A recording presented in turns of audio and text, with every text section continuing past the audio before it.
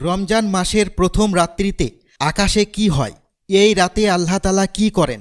সহিহ হাদিসে বর্ণিত আছে, নবী করিম সাল্লাল্লাহু আলাইহি ওয়াসাল্লাম বলেছেন, যখন রমজানের প্রথম রজনী তোমাদের মাঝে আগমন করে তখন আল্লাহ সর্বপ্রথম যে কাজটি করেন তা হল তিনি জাহান্নামের সমস্ত দরজা বন্ধ করে দেন আর জান্নাতের দরজাসমূহ খুলে দেন এবং আল্লাহ তাআলা শক্তিশালী শয়তানগুলোকে শিকল দিয়ে আবদ্ধ রাখেন যাতে তারা কোনো রোজাদার ব্যক্তির কাছে গিয়ে ওয়াসওয়াসা না দিতে পারে। এখন আপনাদের মনে প্রশ্ন জাগতে পারে, তাহলে রমজান মাসে মানুষ পাপ কাজ কেন করে?